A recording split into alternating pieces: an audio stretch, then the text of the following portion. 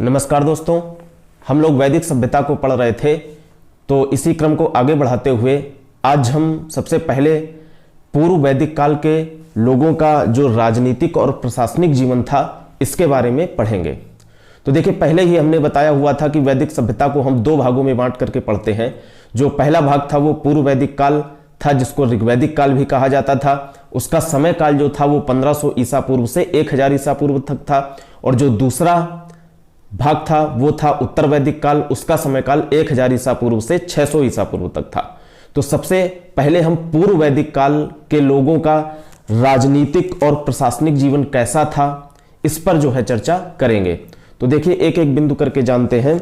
सबसे पहली बात तो यह थी कि जो पूर्व वैदिक काल के लोग थे उनका जीवन कबीलाई था, यानी लोग कबीलों में जो है समूह बना करके रहा करते थे, पहली बात। और इन समूहों को क्या कहा जाता था? इन समूहों को जन कहा जाता था। यानी जो पूर्व वैदिक काल के लोग थे उनका जीवन कबीलाई था। लोग कबीलों में समूह बना करके रहा करते थे और इन कबीलों को जन कहा जाता था।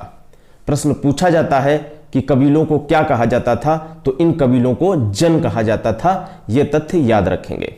अब देखिए, अगला बिंदु जानते हैं।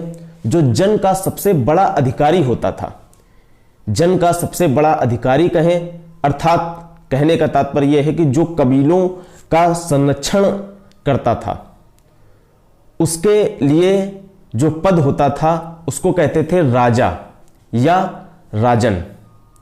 लेकिन ध्यान रखेंगे कि राजा और राजन का जो पद होता था वो बहुत ही सीमित अधिकारों के साथ होता था।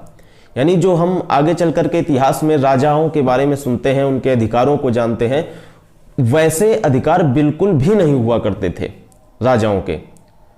बस कबीलों का संरक्षण करने के लिए एक पद बना दिया जाता था जिसको राजा या राजन कहा जाता था, लेकिन उनके अधिकार बहुत ही सीमित होते थे। कई समितियां बनाई जाती थीं, जो है अलग अलग प्रकार की समितियां बनती थीं, उनको अभी हम एक एक करके पढ़ेंगे। यहां पर केवल इतना जान लेते हैं कि जो कबीलों का संरक्षण करने के लिए राजा होता था उसके अधिकार बहुत ही सीमित थे। अब देखिए, एक एक करके पढ़ते हैं। राजा की सहायता के लिए 4 प्रमुख संस्थाएं थीं जो राजा की सहायता करती थीं। कौन कौन सी 4 प्रमुख संस्थाएं थीं? एक जो पहली संस्था थी वो थी समिति, दूसरी संस्था जो थी वो थी सभा, तीसरी जो संस्था थी वो थी विदथ, और जो चौथी संस्था थी वो थी गण।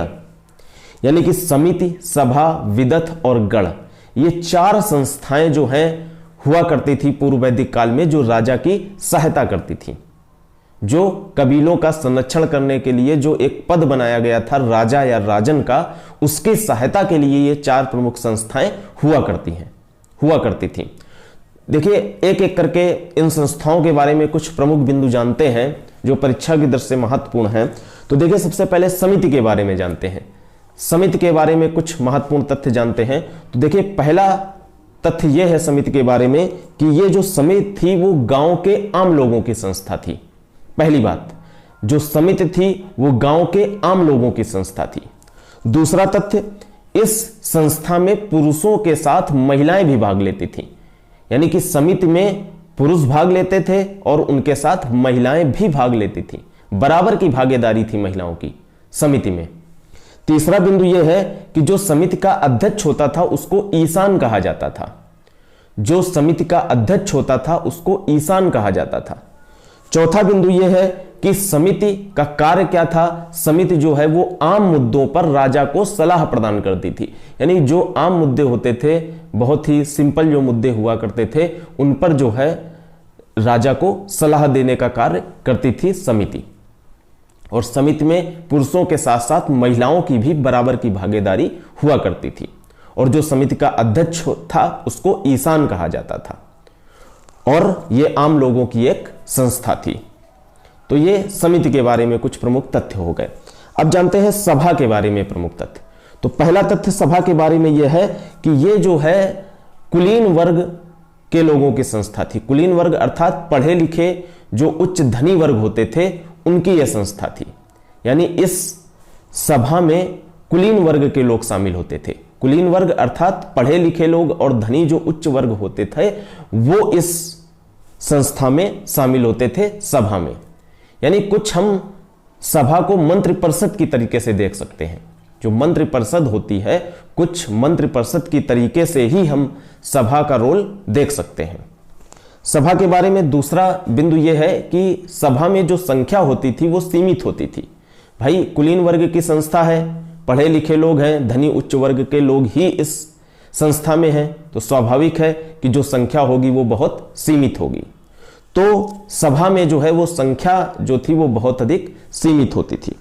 तीसरी बात यह है कि देखिए सभा का जो संबंध था वो न्यायिक कार्यों से था, यानी जो न्याय संबंधी कार्य होते थे वो इस सभा के माध्यम से किए जाते थे। इसी कारण हम देखते हैं कि अथर्ववेद में सभा को नरिष्ठ कहा गया है। नरिष्ठ कहने का मतलब यह होता है कि नरिष्ठ का अर्थ होता है सामूहिक वाद विवाद या अनुल्लंघनीय। शब्द प्रयोग किया गया है नरिष्ठ अथर्ववेद में, यानी कि ये कुल मिला के न्यायिक कार्यों से संबंधित यह संस्था होती थी। तो अथर्ववेद में इस सभा को क्या कहा गया है? इस सभा को नरिष्ठ कहा गया है। यह प्रश्न याद रखेंगे।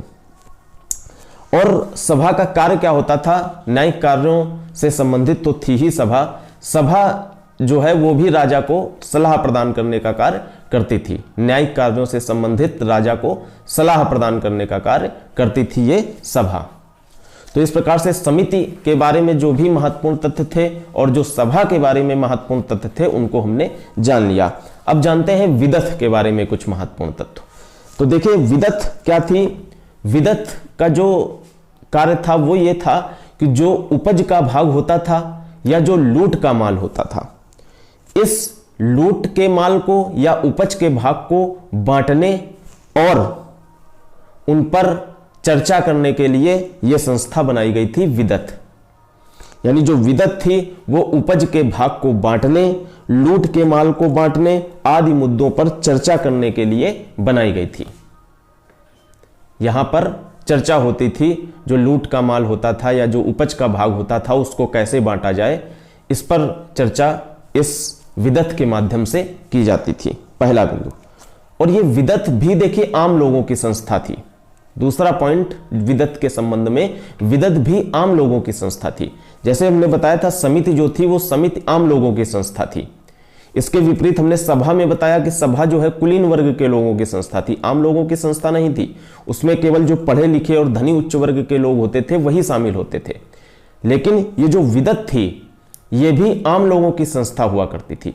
और विदथ के संबंध में एक महत्वपूर्ण बात यह है कि जिस प्रकार से समिति में महिलाओं की बराबर की भागीदारी थी उस प्रकार से विदथ में भी महिलाओं की भागीदारी थी। याद रखेंगे, बहुत ही महत्वपूर्ण तथ्य है कि विदथ में भी महिलाओं की भागीदारी थी। तो इस प्रकार से हमने देखा कि समिति और विदथ में महिलाओं की भागीदारी हमको देखने को मिलती है और सभा में हमको महिलाओं की भागीदारी देखने को नहीं मिलती है बहुत अधिक। समिति और विदथ में बराबर की भागीदारी देखने को मिलती है महिलाओं की। अब देखिए गढ़ के बारे में जानते हैं, जो चौथी संस्था थी गढ़। गढ़ में ज्यादा नहीं जानेंगे, गढ़ में बस इतना जानेंगे कि जो सभा होती थी, सभा कुलीन वर्ग के लोगों की संस्था थी, पढ़े लिखे उच्च वर्ग के लोगों की संस्था थी। उसी प्रकार से गढ़ भी पढ़े लिखे उच्च धनी वर्ग के लोगों की संस्था थी, यानी कुलीन वर्ग के लोगों की संस्था ये गढ़ भी थी। बस गढ़ में इतना ही जानते हैं।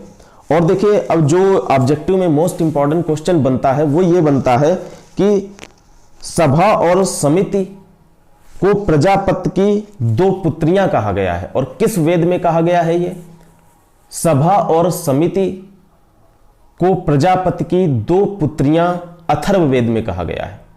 क्यों कहा गया है? क्योंकि सभा और समिति का महत्व बहुत अधिक था। भाई सभा कुलीन वर्ग के लोगों की संस्था थी, एक प्रकार से मंत्रिपरिषद की तरीके से कार्य करती थी, और समिति जो थी वो आम लोगों की संस्था हुआ करती थी। तो समिति का भी बहुत अधिक महत्व था। तो सभा और समिति के महत्व को देखते हुए अथर्ववेद में सभा और समिति को प्रजापति की दो पुत्रियां कहा गया है। इस तथ्य को जो है याद रखेंगे। देखिए विदथ के संबंध में एक बिंदु छूट गया। विदत के संबंध में क्या था, विदत जो है वो सबसे प्राचीन संस्था थी। अगर हम चारों संस्थाओं पर नजर डालें, समिति पर, सभा पर, विदत पर और गण पर, तो विदत सबसे प्राचीन संस्था थी, बहुत पहले से चली आ रही थी विदत। सभा, समिति, गण ये सब बाद में बने। अगर आपसे सबसे प्राचीन संस्था पूछी जाए चारों में, तो चारों में सबसे प्राचीन संस्था जो थी वो विदत थी। ठीक है, अब आगे बढ़ते हैं। तो प्रजापति की 2 पुत्रियां जो है वो अथर्ववेद में कहा गया है किसको, सभा और समिति को, क्योंकि सभा और समिति का महत्व तो बहुत अधिक था। और देखिए, अभी हमने बताया था कि प्रमुख रूप से समिति और विदत में ही महिलाओं की भागीदारी हुआ करती थी। तो ये बात याद रखेंगे कि समिति और विदत में प्रमुख रूप से महिलाओं की भागीदारी होती थी। सभा और गण में जो है महिलाओं की भागीदारी लगभग ना के बराबर थी। इस बिंदु को याद रखेंगे। अब देखिए आगे बढ़ते हैं। जो राजा होता था उसकी सहायता के लिए कुछ अधिकारी चुने जाते थे। उन अधिकारी को क्या कहा जाता था, उन अधिकारियों को रत्निन कहा जाता था। और जो पूर्व वैदिक काल था उसमें रत्निन की संख्या 7 बताई गई है राजा को मिला करके, यानी राजा और +6, तो 7 ये कुल लोग रत्निन में शामिल थे। और देखिए ये पूर्व वैदिक काल के रत्निन थे। उत्तर वैदिक काल में रत्निनों की संख्या बदल जाएगी। जब उत्तर वैदिक काल पढ़ाएंगे तो वहां पर बताएंगे कि कितने रत्निन होते थे। कुल मिला के यहां पर 7 रत्निन होते थे राजा सहित। तो कुछ जो प्रमुख अधिकारी होते थे उनके बारे में जान लेते हैं एक एक करके। जो इन अधिकारियों में सबसे प्रमुख अधिकारी होता था वो होता था पुरोहित, यानी इन रत्निन में जो सबसे प्रमुख अधिकारी होता था वो होता था पुरोहित। और पुरोहित का कार्य क्या होता था, पुरोहित का कार्य राजा को धार्मिक सलाह देना होता था। तो ये प्रमुख अधिकारी होता था उस समय का पुरोहित। दूसरा अधिकारी जान लेते हैं। जो सेना प्रमुख होता था उसको सेनानी कहा जाता था और वो सेना की सहायता के लिए होता था। सेनानी है भाई तो सेना की सहायता के लिए ही होगा। तो जो दूसरा अधिकारी होता था वो सेना प्रमुख होता था, उसको सेनानी कहा जाता था। जो अगला अधिकारी एक प्रमुख अधिकारी होता था उसको कहते थे पुरब। पुरब क्या करता था, पुरब जो है वो छोटे दुर्ग की सुरक्षा के लिए नियुक्त किया जाता था। यानी छोटे दुर्ग की सुरक्षा के लिए जो अधिकारी होता था उसको पुरब कहा जाता था। अगला जो अधिकारी होता था उसको कहते थे इस्पस। इस्पस क्या था, गुप्तचरों की एक संस्था थी। गुप्तचरों की एक संस्था थी, उसको इस्पस कहा जाता था। तो इससे संबंधित भी अधिकारी हुआ करते थे, गुप्तचरों से संबंधित अधिकारी भी। कुल मिलाकर गुप्तचरों की जो संस्था थी उसको इस्पस कहा जाता था। तो इस तरीके से कुछ रत्निन के बारे में जो है हम कुछ बिंदु याद रखेंगे। अब देखिए आगे एक महत्वपूर्ण पॉइंट देखते हैं। जो पूर्व वैदिक काल था उसमें क्या था कि राजा के पास धन का अभाव होता था। बहुत अधिक धन राजा के पास नहीं हुआ करता था, धन का अभाव होता था। तो क्या होता था कि जब लड़ाइयां इत्यादि लड़ी जाती थी तब जो है सैनिक बुला लिए जाते थे और उन सैनिकों को जो है जो भी देना होता था वो दिया जाता था वेतन के रूप में, जो भी चलता था। और जैसे ही लड़ाइयां समाप्त हुई तो सेना को जो है वो भंग कर दिया जाता था। यानी अब वो सैनिक जो है वो आम लोगों की तरीके से कार्य करने लगता था। कोई नियमित सेना पूर्व वैदिक काल में जो है वो देखने को हमको नहीं मिलती है। इस तथ्य को भी थोड़ा सा याद रखेंगे। और देखिए अगला पॉइंट जानते हैं। अगला पॉइंट यह है कि पूर्व वैदिक काल में जो स्वेच्छा से दिया जाने वाला कर होता था उसको बलि कहा जाता था। स्वेच्छा से जो दिया जाने वाला कर होता था उसको बलि कहा जाता था। और पूर्व वैदिक काल में एक कोई फिक्स टैक्स की, एक निश्चित टैक्स की जो है वो व्यवस्था हमको देखने को नहीं मिलती है पूर्व वैदिक काल में। अगला बिंदु जानते हैं। देखिए इस काल में, पूर्व वैदिक काल में राजा के पास न्याय की भी कोई विशेष शक्ति नहीं थी। पहले ही बता दिया है कि हमने कि राजा को कोई विशेष अधिकार प्राप्त नहीं थे। तो न्यायिक कार्यों की भी कोई विशेष शक्ति राजा के पास नहीं होती थी कि राजा जो चाहे, जो न्याय करना चाहे वो कर दे, ऐसा नहीं था। जो समितियां होती थीं, हमने पढ़ा न्यायिक कार्यों से संबंधित जो समिति होती थी उसको क्या कहते थे, उसको जो है वो सभा कहते थे। तो सभा इत्यादि के माध्यम से ही जो है वो न्याय कर लिए जाते थे। राजा का रोल होता था, राजा की सलाह ली जाती थी, लेकिन बहुत अधिक जो है वो राजा का वर्चस्व देखने को हमको नहीं मिलता है कि जब राजा जो कहे वही मान्य होगा, ऐसी कोई व्यवस्था जो है वो पूर्व वैदिक काल में नहीं थी। अब देखिए आगे बढ़ते हैं। अब आगे जानते हैं कि पूर्व वैदिक काल के लोगों का सामाजिक जीवन कैसा था।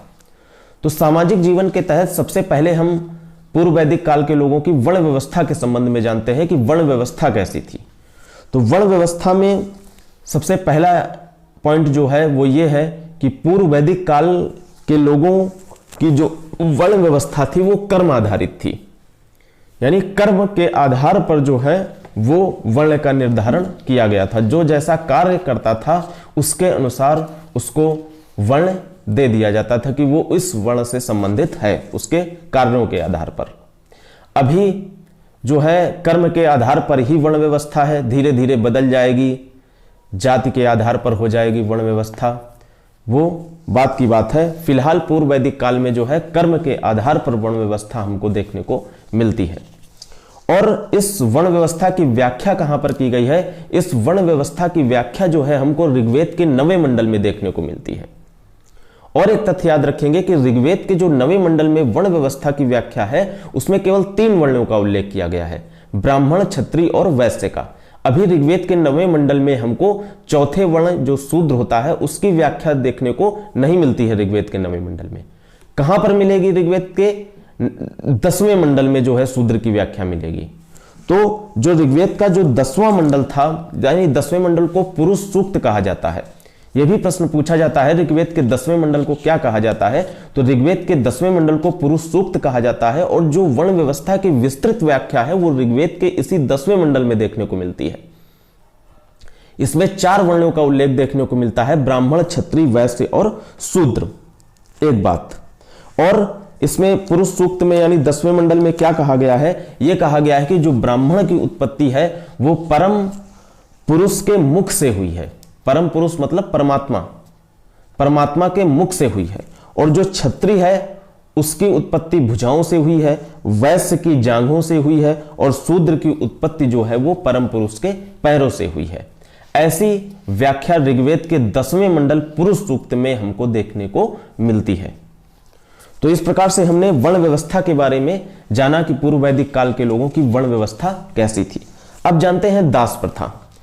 पूर्व वैदिक काल के लोगों में दास प्रथा का प्रचलन देखने को मिलता है हमको, लेकिन ध्यान रखेंगे कि दास प्रथा कुछ इस तरीके से नहीं थी जैसा हम इतिहास में पढ़ते हैं कि यूरोपियंस की यूरोप में दासों की स्थिति थी। यूरोप में दासों के साथ बहुत ही बुरा व्यवहार किया जाता था, बहुत ही कठोर नियम उनके लिए हुआ करते थे।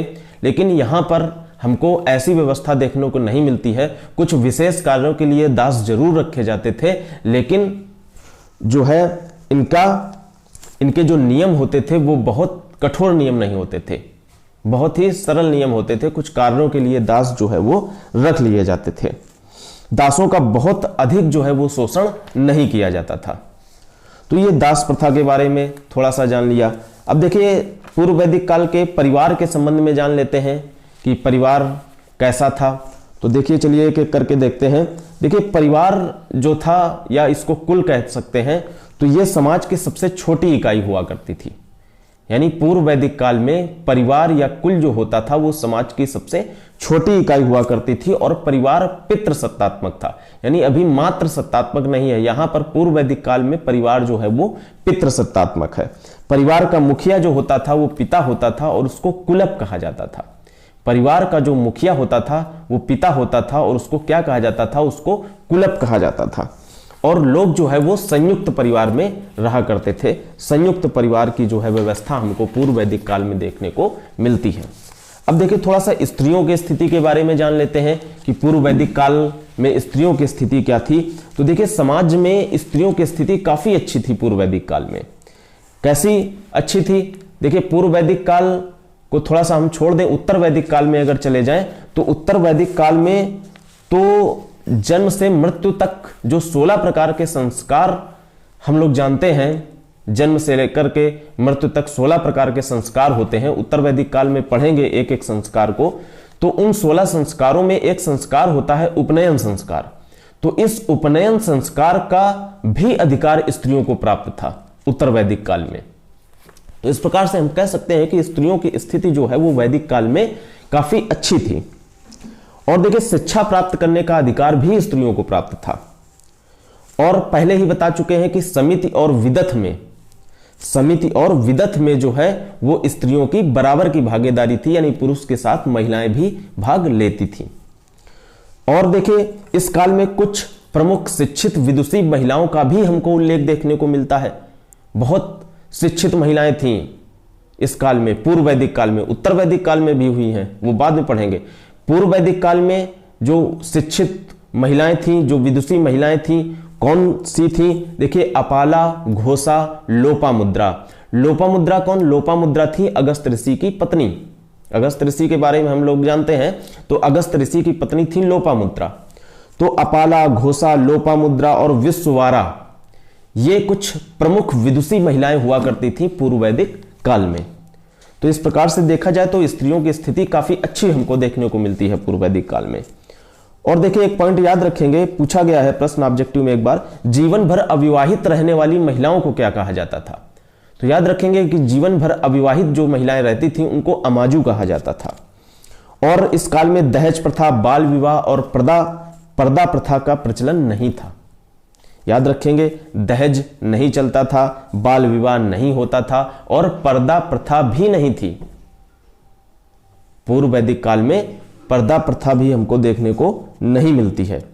और इस काल में पुनर्विवाह का भी प्रचलन था, यानी स्त्रियां जो है वो पुनर्विवाह कर सकती थी। और नियोग प्रथा का भी प्रचलन था। नियोग प्रथा होती है अपने देवर से शादी करना, यानी स्त्रियां जो है वो अपने देवर से भी शादी कर सकती थी, यानी नियोग प्रथा का भी प्रचलन था। और इस काल में स्त्रियां जो है वो अपने पति के साथ यज्ञ आदि में भी भाग ले सकती थी पूर्व वैदिक काल में। तो इस प्रकार से देखा जाए तो पूर्व वैदिक काल में स्त्रियों की स्थिति जो थी वो काफी अच्छी हमको देखने को मिलती है। तो ठीक है, अब आगे जो भी पॉइंट हैं पूर्व वैदिक काल के लोगों के संबंध में वो धीरे धीरे करके पढ़ेंगे। तो ठीक है, मिलते हैं अगली क्लास में, तब तक के लिए धन्यवाद।